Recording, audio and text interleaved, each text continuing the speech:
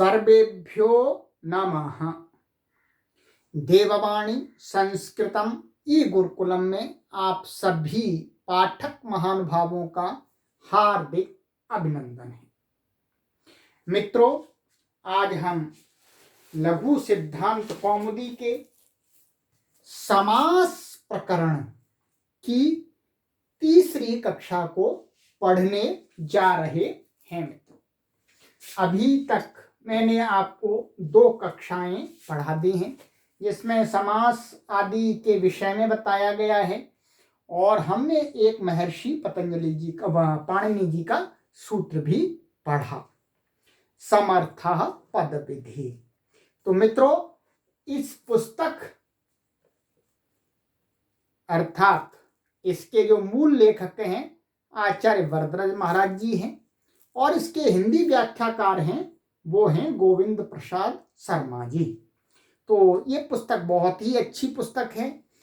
तो आप यदि इन वीडियोज को पढ़ना चाहते हैं, इन कक्षाओं को पढ़ना चाहते हैं ऑनलाइन, तो आप देववाणी संस्कृतम ऐप पर आइएगा। वहां पर इसका संपूर्ण कोर्स बना हुआ है, आप घर पर बैठे बैठे पढ़ सकते हैं। और इस पुस्तक को यदि आप मंगाना चाहते हैं तो आप देववाणी संस्कृतम के इस नंबर पर संपर्क करके अपने गृह पर ही बैठे बैठे इस लघु सिद्धांत कौमुदी पुस्तक को मंगा सकते हैं। ये सबसे अच्छी पुस्तक है, अच्छे व्याख्याकार है, बहुत ही सुंदर शब्दों में इन्होंने व्याख्या की है हिंदी में।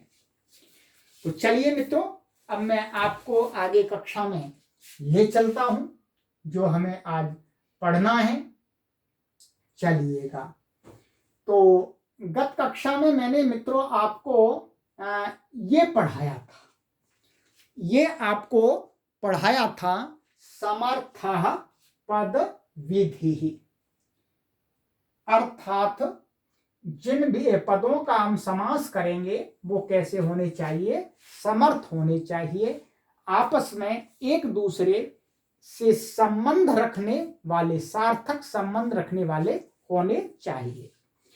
अब आइएगा कि ये तो पदों की विधि हुई और कहा ये परिभाषा सूत्र है, ये पूरी अष्टाध्यायी में चलेगा। परिभाषा जो सूत्र होते हैं वो आगे पीछे कहीं पर भी चले जाते हैं, उनको कोई रोक टोक नहीं होती। वो परमात्मा के दूत होते हैं, परमात्मा के दूत होते हैं, जिधर को आवश्यकता होती है उधर ही चले जाते हैं। आसमान में, पाताल में, पूरब में, पश्चिम में, उत्तर में, दक्षिण में, जहां पर भी आवश्यकता होती है उधर चले जाते हैं। उनको कोई रोक टोक नहीं सकता है, क्योंकि वो बुद्धिमान होते हैं। उनको जहां जरूरत होती है वहीं जाते हैं, इधर उधर फालतू की वृथा वार्तालाप नहीं करते हैं। ठीक है, तो ये परिभाषा सूत्र है। संपूर्ण शास्त्र के अंदर अर्थात व्याकरण शास्त्र के अंदर कहीं पर भी कोई पद का काम कहा जाएगा तो वह कार्य क्या है, समर्थ पदों को ही होगा। बहुत सारे कार्य, अभी एक समास का कार्य हम आगे पढ़ने जा रहे हैं। तो इसने तो ये कह दिया जी पूरे शास्त्र में घूमेंगे जी और हमारी तराजू से तौलना होगा पहले काम करने के लिए। तो समर्थ हो गए तो काम कर देंगे, नहीं तो आपको वहीं रोक देंगे। अब आ जाइएगा, अब हम आगे पढ़ते हैं। ये सूत्र है समास का। ये क्या है, समास संज्ञाधिकार विधायकम अधिकार सूत्रम। ये समास संज्ञा भी करता है, नाम भी रखता है और आगे अधिकार भी चलेगा इसका कि इससे आगे जो जो कुछ होगा यहाँ पर बताएंगे कहां तक, तो वहां तक जो कुछ भी होगा उसका नाम रख देंगे जी समास। ठीक है, ये आ जाइएगा, सूत्र का उच्चारण करते हैं। लघु सिद्धांत कौमुदी का ये सूत्र है आपका 905 नंबर।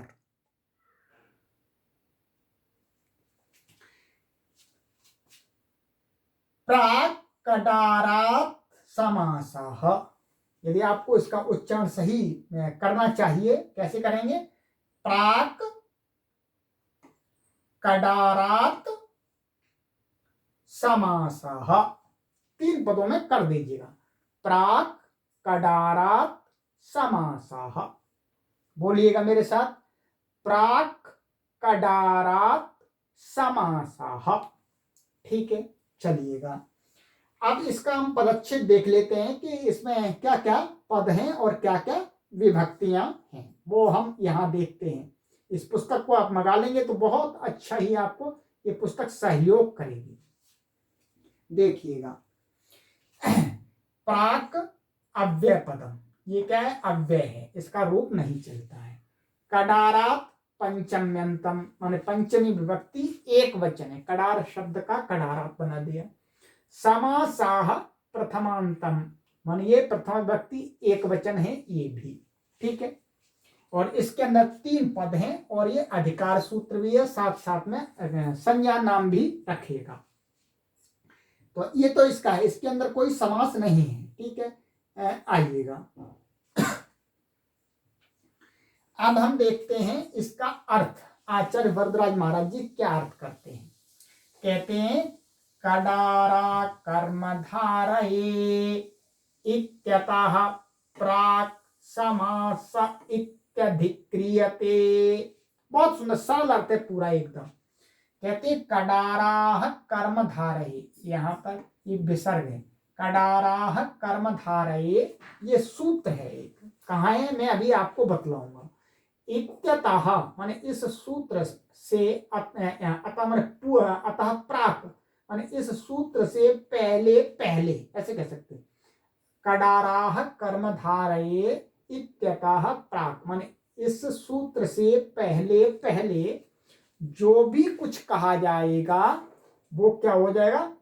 समास इत्यधिक्रियते, समास का अधिकार चलेगा तो उसका नाम ही समास रखते जाएंगे भाई, समास समास समास समास समास समास, ठीक है। समास की समास उसके पीछे हम लेवल लगाएंगे भाई, चलो समास, चलो समास, चलो समास। समास एक मान लीजिएगा कंपनी का लेवल लगा देंगे, जो भी उस कंपनी के अंदर आएगा उस पर लेवल लगेगा जी समास, समास, राइट। अब ये सूत्र मैं आपको दिखला देता हूं, कडाराह कर्मधारये, ठीक है, तो आपको स्पष्ट हो जाएगा। देखिएगा, आप अभी जो सूत्र पढ़ रहे हैं वो सूत्र कौन सा है? ये सूत्र है आपका, ये अष्टाध्यायी के सूत्र हैं वो भी। तो प्राक कडारात समास है, यही आपने अभी पढ़ा था, ठीक है। अब मैं आपको कडाराह कर्मधारय सूत्र दिखाता हूं। अब देखिए, यहां से आरंभ होगा ये समास का अधिकार। अब चलते जाइए देखिएगा ये, और फिर इधर वाले सूत्र हैं ये सारे जो भी कुछ काम करेंगे सबका नाम समास रखा जाएगा। इन सब से जो भी कुछ काम होगा मित्रों वो सभी का नाम समास रखा जाएगा। देखिए, दूसरा पाठ भी आ गया है दूसरे अध्याय का, और ये देखिएगा ये सारे सूत्र हैं आपके, ठीक है, राइट। और इस रो में आ जाइएगा, ठीक है। अब देखते रहिएगा। कडाराह कर्मधारये कहाँ? हाँ, मिल गया। देखिए, मैं बताया था कडाराह कर्मधारये, मिल गए महाराज जी, मिल गए। अर्थात दूसरे अध्याय के दूसरे पाद का ये अंतिम सूत्र है ये महाराज जी, आगे नहीं है। तो जो भी कुछ कहेंगे यहां तक, यहां से माने यहां से पूर्व जो भी अर्थ इत सहित को जो भी कुछ कहेंगे मित्रों वो क्या हो जाएगा? उसका लेवल लग जाएगा जी समास। क्या बोलेंगे जी? समास, समास, समास, समास, चलो समास, चलो समास, चलो समास, राइट। तो अब देखिएगा, ये मैंने आपको बहुत सरल ढंग से अष्टाध्यायी भी मैं आपको दिखाऊंगा जिससे आपको समझ में आ जाएगा, क्योंकि उतने सूत्रों से समझ में नहीं आएगा। इन सबसे बहुत ये समास के सूत्र हैं सभी, ये यहां से लेकर के ये यहां तक, यहां से पीछे के जो भी ये सूत्र हैं, पहला पाद और दूसरा पाद पूरा दूसरे अध्याय का समास के लिए समर्पित कर दिया महर्षि पाणिनि महाराज जी ने, ठीक है। तो अब देखिएगा, प्राक कडारात समासा ये देख लिया। चलिएगा अब वहीं चलते हैं फिर आचार्य वरदराज महाराज जी की शरण में। चलो महाराज जी बताओ कुछ। तो ये आपको समझ में आ गया, ये अधिकार सूत्र है और नाम रखा जाएगा, संज्ञा सूत्र भी है।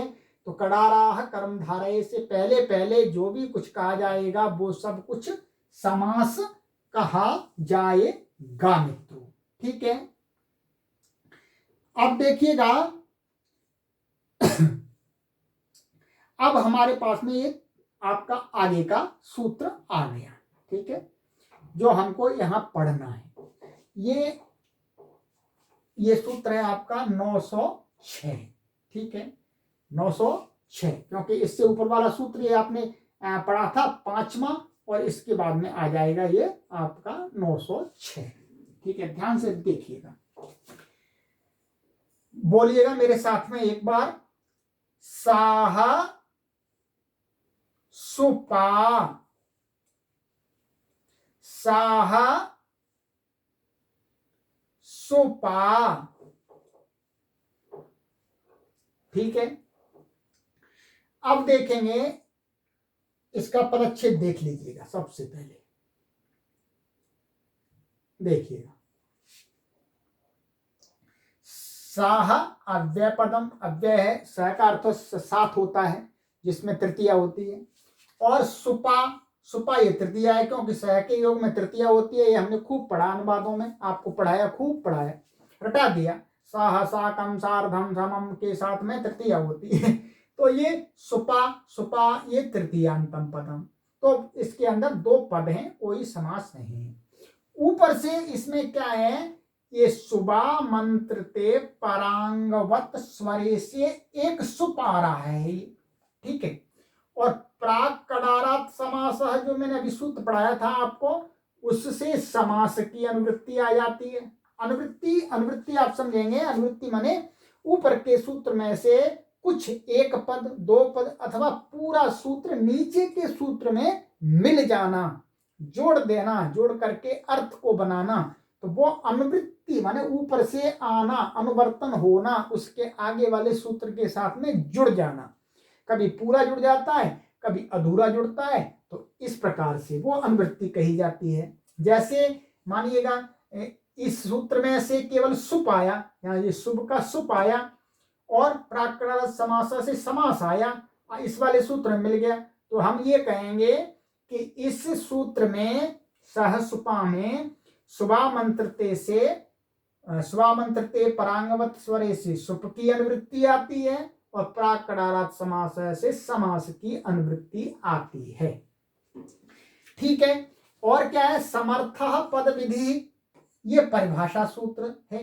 ठीक है, तो ये तो जुड़ता जाएगा, क्योंकि जो हम कार्य आगे कहने जा रहे हैं, सहसुपा, सहसुपा, तो सुप, सुप, सुप माने पद, सुप माने पद, तो पद का काम है, तो पद का काम है, तो समर्थ पद विधि अपने आप जुड़ जाएगा। तो वो तो परिभाषा है, वो तो उसकी अनुवृत्ति नहीं चलती, वो तो उछल करके कहीं भी पहुंच जाते हैं, तो यहां पर वो भी जुड़ेगा।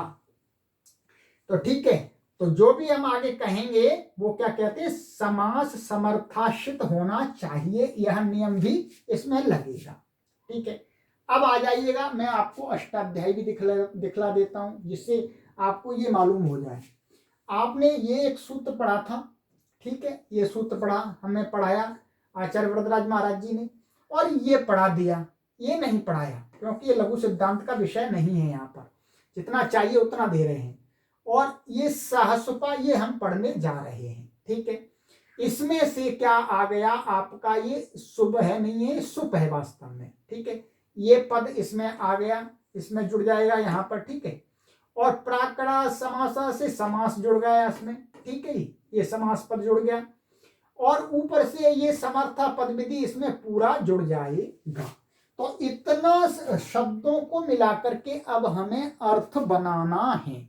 ठीक है, तो इसका अर्थ इतने शब्दों को मिलाकर के बनेगा। चलिएगा अब आगे देखते हैं क्या बोलते हैं महाराज जी, आचार्य वरदराज महाराज जी। चलिएगा, ये सूत्र बहुत विशेष सूत्र है। ठीक है, और ये जो सूत्र है ये क्या है, केवल समास के लिए, ध्यान रखेंगे, ये केवल समास के लिए है। तत्पुरुष का तो आगे अव्ययी भाव का आगे आरंभ होगा। ये जो सूत्र है इससे ही हम केवल समास को निकालते हैं। केवल समास तो आचार्य पाणिनि जी ने तो बताया नहीं, उसका नाम ही नहीं रखा, तो इसी से निकालते हैं। ये भी हम आपको पहले बता देते हैं। देखिएगा, अब आ जाइएगा देखिएगा, सुप, सुपा, साह, ये गलत लिख गया है एक, वा समस्यते। ठीक है, अच्छा जी, इसमें एक पीछे से वा की अनुवृत्ति और आती है, विकल्प की अनुवृत्ति भी आती है। तो क्या हुआ, सुप सुपा सह वा समस्यते। ठीक है, तो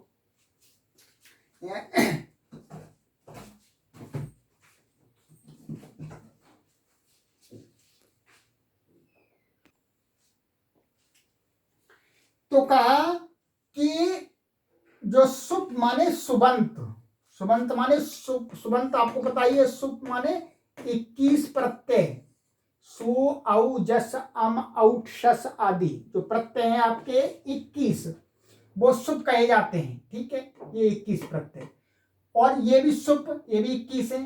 तो क्या है, जो 21 प्रत्ययांत, जो 21 प्रत्ययांत में से कोई भी शब्द है, तो वो 21 प्रत्ययांत शब्द किसी के साथ में विकल्प करके समास को प्राप्त होता है, अर्थात आपस में जुड़ता है। अर्थात एक जो शब्द है, कैसा शब्द, सुबंत होना चाहिए, उसकी पद संज्ञा होनी चाहिए, जो महर्षि पाणिनि ने बताई है, सुप्तिगंतम पदम, वो अन्य किसी सुबंत माने दूसरे पद के साथ में समास को प्राप्त होती है। परंतु इसमें यह भी ध्यान रखेंगे, वो कैसा होना चाहिए, समर्थ। इस बात को पहले बता दिया है, दोनों पद माने एक समर्थ पद दूसरे समर्थ पद के साथ में समास को प्राप्त हो जाता है। समर्थ था किसी विशेष अर्थ को कहने की योग्यता रखने वाले शब्द आपस में समास को प्राप्त होते हैं। ठीक है, तो ये हो गया वास समस्यते विकल्प से, अर्थात एक पक्ष में दोनों अलग अलग भी रहेंगे और एक पक्ष में वो जुड़ भी जाएंगे। ठीक है, अब देखिएगा, अब इसका, अब हमको ये पूरा पढ़ना है। ठीक है, इसको काफी समझना पड़ेगा हमको। तो अब ये मानिएगा, आपके पास में एक, मैंने जो उदाहरण आपको बहुत अच्छा पहले दिया है, ये चलिएगा, ये उदाहरण ले लेते हैं गंगा माता का। गंगा याह जलम, यही उदाहरण था, इसका हमने समास कर दिया था गंगा जलम। तो ये क्या है, सुबंत है, ये भी सुबंत क्योंकि षष्ठी एक वचन का रूप है। जलम ये भी सुबंत है क्योंकि ये प्रथमा विभक्ति सु वाला रूप है। तो अब क्या है, ये सुबंत इस सुबंत के साथ में और समर्थ भी हैं, तो समास को प्राप्त होकर के क्या बन जाता है जी, गंगा जलम। और ये ध्यान रखेंगे, संस्कृत में हमेशा आपको गंगा माने ना ऐसा रखना है, या बिंदी नहीं लगा देनी। संस्कृत में आपको ये ऐसा नहीं लिखना है कभी भी, ये गलत है, ये इसको न ही लिखना है गंगा। ठीक है, ये गलत है, संस्कृत में ऐसा नहीं बनता, हिंदी में आपका चलता है। हिंदी की तो अलग बात है, हिंदी तो अलग भाषा है। तो मित्रों, अब ये कहा है कि इनका आपस में समास होता है विकल्प से। विकल्प से कहा है, तो इसका मतलब क्या हुआ, ये इसका उदाहरण नहीं है, इसका उदाहरण ध्यान रखेंगे, ये तो दूसरे सूत्र का उदाहरण है, इसका अभी हम उदाहरण आपको देंगे। तो मैं ये कह रहा हूं कि सुबंत के साथ समास से विकल्प को प्राप्त होता है, एक पक्ष में ऐसा भी रहेगा, एक पक्ष में ऐसा भी रहेगा, दोनों का अर्थ एक ही रहेगा, इसका ये अर्थ हुआ। ठीक है, परंतु अब ये यहां कहते हैं कि सुप सुपासह वा समस्यति, कोई भी सुबंत हो समर्थ, वो विकल्प से समास को प्राप्त हो जाता है। अब आ जाइएगा, कहते हैं समास को प्राप्त हो जाता है, समास को प्राप्त हो जाता है तो क्या होता है, समासत्वात्, समास होने के कारण से, क्या, समास होने के कारण से प्रातिपदिकत्वेन सुपो लुक, प्रातिपदिक उसकी संज्ञा हो जाती है, ये हम अभी आपको सिद्धि में बतलाएंगे। ठीक है, अब आ जाइएगा, इतना हम आपको पहले समझाते हैं। आइए इसको एक बार मैं आपको बोर्ड पर लिखता हूं। ठीक है, लीजिए देखिएगा, हमारे पास में क्या है, एक जो उसका उदाहरण है जो आपको ये पढ़ाने जा रहे हैं, भूत पूर्व, ये इसका उदाहरण बनाएंगे इस सूत्र का। क्या है, भूत पूर्व। ठीक है, तो भूत पूर्व ये एक समस्त पद है। अब हम इसको खोलना चाहते हैं कि इसके अंदर कौन सा समास हुआ है। महर्षि पाणिनि का कोई विशेष सूत्र नहीं है इसके लिए समास करने के लिए, इसलिए जिसके लिए कोई विशेष सूत्र नहीं है समास करने के लिए, उसके लिए ये सूत्र हमारे आचार्य लोग प्रयोग कर लेते हैं। सह सुप, यानी कोई भी सुप है, समर्थ है, तो वो दूसरे सुप के साथ में समास को प्राप्त हो जाता है, और वो क्या है, केवल समास कहलाता है, सामान्य समास कहलाता है। राइट, आइएगा, अब हम समास करते हैं। तो हमने आपको दो प्रकार की बातें बताई थी कि समास के लिए हमें दो प्रकार की विग्रह चाहिए होते हैं। कौन से, लौकिक विग्रह और अलौकिक विग्रह। ठीक है, क्या, लौकिक विग्रह और अलौकिक विग्रह। उस बात को ही आइएगा मैं आपको यहाँ पर हिंदी में और अच्छी प्रकार से लिखा हुआ है जो, वो समझा देता हूं। ठीक है, देखिएगा, ये यहाँ ये इसको देखिएगा आप, ये यहाँ ये जो लिखा था, ठीक है, ये इन्होंने लिखा था कि समास में विग्रह बनाया जाता है। ठीक है, आपने विग्रह कृदंत में भी बनाया है, जो पहले कृदंत प्रकरण पढ़ा था, और आगे तद्धित में भी बनाएंगे, तद्धित प्रकरण आगे आने वाला है। तो कृत तद्धित समास आदि की वृत्तियों के अर्थ बोध कराने के लिए जो वाक्य या पदावली प्रयोग करते हैं हम, उसे विग्रह कहते हैं। जैसे राज्यः पुरुषः, यह राज पुरुष का विग्रह हुआ, राज्यः पुरुषः ये क्या विग्रह हुआ। इसी प्रकार से पीतानि अंबराणि यस्य, यह पीतांबर का विग्रह हुआ। विग्रह भी दो प्रकार के होते हैं, मैंने बता दिया था आपको, लौकिक विग्रह और अलौकिक विग्रह। लोक में प्रयुक्त होने वाला विग्रह लौकिक विग्रह होता है मित्रों। जैसे राज्यः पुरुषः, इसको हम लोक में प्रयोग कर देते हैं, अर्थात कहने से राजा का आदमी, यह अर्थ का लोक का सामान्य आदमी अर्थ कर लेता है। ठीक है, राज्यः पुरुषः माने राजा का पुरुष।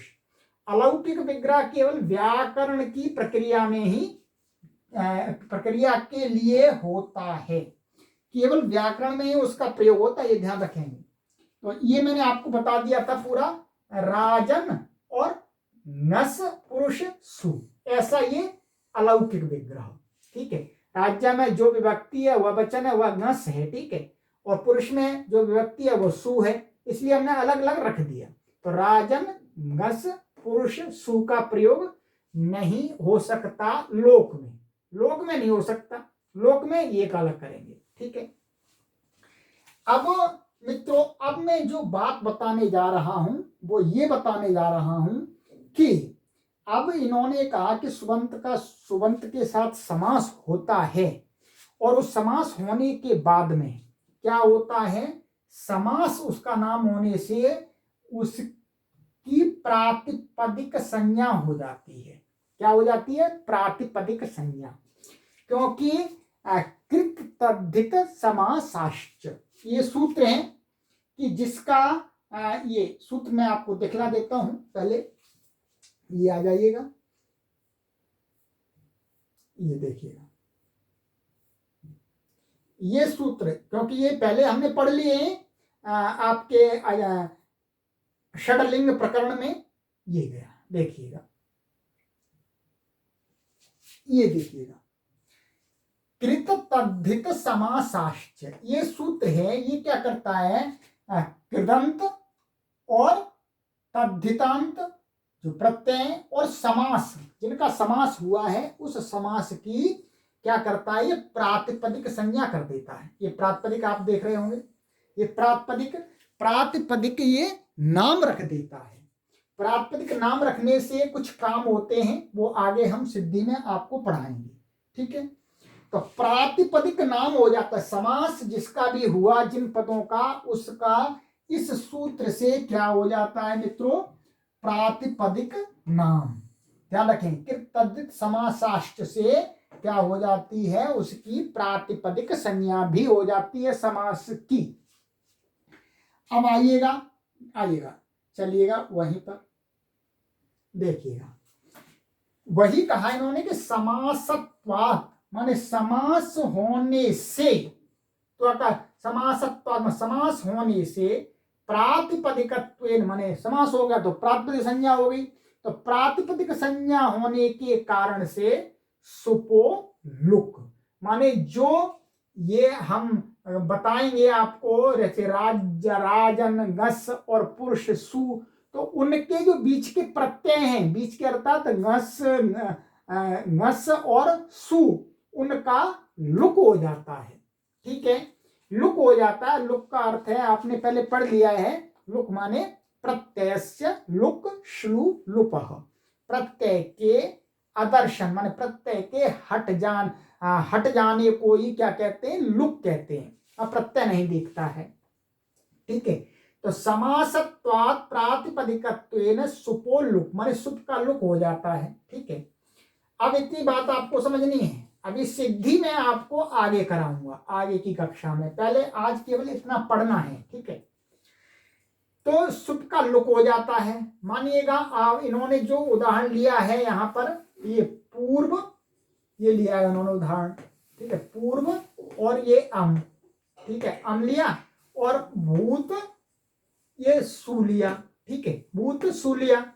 अब जब इसका समास हो जाएगा पूरे का इस सूत्र से, तो क्या हो जाएगा, समास होने से कृतद्धित समासास से प्रातिपदिक संज्ञा हो जाएगी। प्रातिपदिक संज्ञा होने से क्या होता है, लुक हो जाता है। क्या है, लुक हो जाता है। लुक हो जाता है। लुक के लिए सूत्र है, चलिए मैं उसको भी दिखा देता हूं आपको। वो सूत्र आपका कहां है। ठीक है, क्योंकि सूत्र जब आप देख लेंगे तो आपको और अच्छा समझ में आ जाएगा। ठीक है, देखिएगा, ये देखिएगा,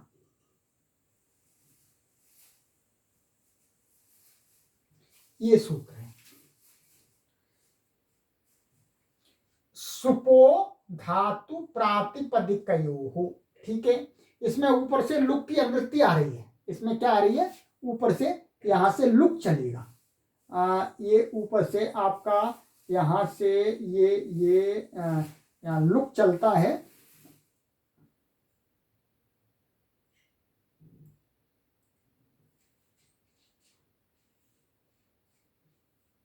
ये है। ठीक है, यहां से देखिएगा, ये लुक चलता है, लुक, ये लुक है, तो लुक है ये वास्तव में। क्या है ये, लुक। लुक माने प्रत्यय का आदर्शन माने प्रत्यय को हटा देना। तो यहां पर इस सूत्र से क्या होता है, सुपो धातु प्रातिपदिकयोः माने जो धातु का अवयव सुप और प्रातिपदिक का अवयव सुप होता है, उनका लुक हो जाता है, आदर्शन वो हट जाते हैं। हट जाते हैं तो उसको क्या होगा, हट जाते हैं तो देखिएगा, ये देखिएगा, वही कहा लुक हो जाता है। लुक हो जाता है, तो हमने आपको ये जैसे ये लिखा था, ये पूर्व और अम और भूत और ये सु। ठीक है, तो ये हट जाएंगे समास होने से, समास प्रातिपदिक संज्ञा होने से ये हट जाएंगे। तो उस बात को इन्होंने यहाँ कहा है। सिद्धि में पूरी आपको आगे बताऊंगा, कहा आपको। अब ये आगे जो बात कहना चाहते हैं उसको देखेंगे।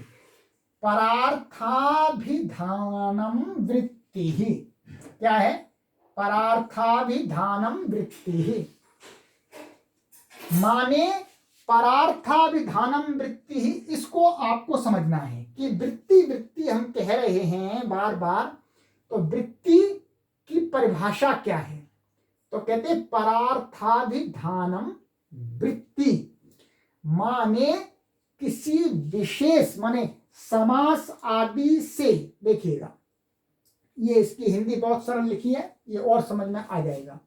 परार्थाभिधानम वृत्ति का अर्थ है समास आदि, समास हो गया या कृदंत शब्द हो गए, तद्धितांत शब्द हो गए आदि में जब पद अपने स्वार्थ को पूर्णतया या अंशतः छोड़कर एक विशिष्ट अर्थ को कहने लग जाते हैं तो उसे आचार्यों ने वृत्ति कहा है। ठीक है, क्या कहा है? वृत्ति। किसको?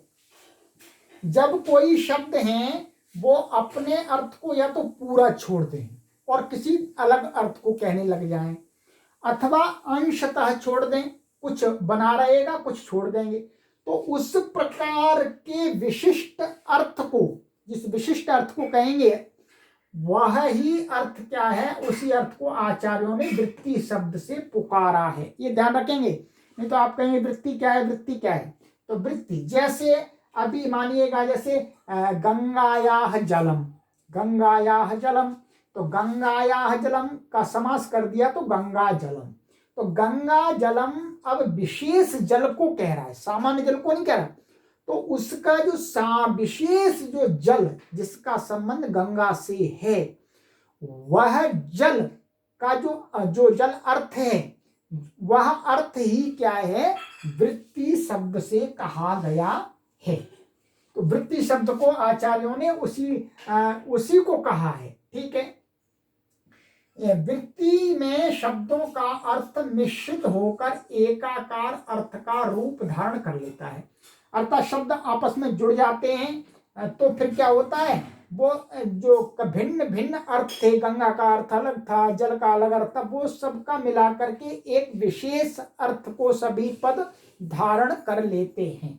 ठीक है, अब इसी बात को इन्होंने आचार्य वरदराज महाराज जी ने यहाँ और कहा कि वो वृत्तियां कितने प्रकार की होती हैं। ठीक है, तो परार्थाभिधानम वृत्ति, ये स्पष्ट हो गया कि किसी दूसरे विशिष्ट अर्थ को कहना ही, जो शब्दों का कहना ही जो अर्थ विशिष्ट अर्थ होता है वही वृत्ति है। और वो वृत्ति क्या है,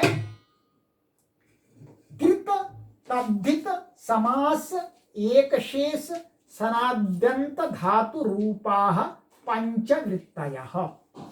वो क्या है, कृदंत रूप से भी होती हैं, तद्धितांत रूप से भी होती हैं, समास रूप से भी होती हैं, एक शेष के रूप में भी होती हैं, और सनादि आदि जो प्रत्यांत धातुएं हैं उनके रूप से भी होती है मित्रों। तो अब आपको क्या करना है, हमें अभी कृदंत तद्धित का नहीं लेना है, समास का लेना है। ठीक है, ये तो हमने समझ लिया, केवल समास की बात चल रही है, समास को देखना है। समास में कई शब्द मिल करके किसी अर्थ विशेष को कहते हैं। ठीक है, तो अब ये 5 प्रकार की वृत्तियां होती हैं। ठीक है, इसी को हिंदी में ये इन्होंने कहा है। ठीक है, ये कहा है, देखिएगा, कृदंत वृत्ति, तद्धित वृत्ति, समास वृत्ति, एक शेष वृत्ति और सनाद्यंत धातु वृत्ति। तो हमें किस पर बात करनी है, केवल इस सीरीज में समास वृत्ति पर। चलिएगा, तो ये आपकी समास वृत्ति की बात करेंगे। ठीक है, अब देखिएगा आगे जो मैंने बात आपको समझा दी थी, वृत्त्यर्थावबोधकम वाक्यम विग्रह। ठीक है, वृत्ति माने उस विशिष्ट अर्थ को, अवबोध माने बताने वाला जो वाक्य होता है, वाक्य अर्थात ये हमारे पास में मानिएगा ये गंगा जलम, ये तो क्या है, ये तो समस्त पद हो गया आपका। अब इसका अर्थ क्या है, इस अर्थ को खोलने के लिए सरलता से हम किसी को बताएंगे, वही क्या होता है, जो वाक्य होता है। अब इसका वाक्य बनाएंगे, ये तो एक समस्त पद हो गया, जो वाक्य वही विग्रह कहलाता है, जिसको हम बताएंगे गंगायाः जलम, ये वाक्य होगा, वह वाक्य ही क्या है, विग्रह है। स च लौकिकः अलौकिकश्च इति द्विधा, अर्थात वह जो विग्रह है, क्या है विग्रह, विग्रह वाक्य की बात क्या है, और वह जो विग्रह है वो लौकिक और अलौकिक दो प्रकार का होता है। ये मैंने आपको पहले ही बता दिया था, जिससे अब आपको समझ में आ जाए। ठीक है, दो प्रकार का होता है। ये तो जैसे ये मानिएगा, जैसे गंगा याह और जलम, ये कैसा विग्रह हो गया? लौकिक, राइट, ये लौकिक हो गया आपका। और गंगा जलम, गंगा जलम, ये इसका दूसरा विग्रह क्या? अलौकिक। गंगा, गंगा और नस और जल सु। ठीक है, तो ये कैसा हो गया? ये अलौकिक विग्रह हो गया आपका, ये अलौकिक विग्रह हो गया, राइट। तो ये दो प्रकार के विग्रह होते हैं। ठीक है, तो मित्रों अभी ये सूत्र पूरा नहीं हुआ है, इसका हमने अर्थ पढ़ लिया। अब इसके लिए जो आगे ये उदाहरण लेने जा रहे हैं, क्या उदाहरण है हमारा? भूतपूर्व। ये क्योंकि ये जो अभी मैं उदाहरण दिखा रहा हूं, ये तो सरल इसलिए दिखा रहा हूं क्योंकि उसका ज्यादा प्रयोग करते हैं, वो षष्ठी समास का है उदाहरण, परंतु वो सब जगह घटेगा। तो अब जो इसमें जो उदाहरण लेंगे केवल समास में, वो लेंगे भूतपूर्वाः। अब कोई का तत्र पूर्वम भूताः इति लौकिकाः, इसका इस समस्त पद का जो लौकिक विग्रह होगा वो क्या होगा? पूर्वम भूतः, माने पहले हुआ। ये तो लौकिक विग्रह हुआ इसका। और अलौकिक विग्रह हम करेंगे इसका पूर्व अम भूत सु इति अलौकिकाः। ठीक है, ये अलौकिक विग्रह है। और जब फिर इसका समास करके क्या बनता है? भूतपूर्वः। तो मित्रों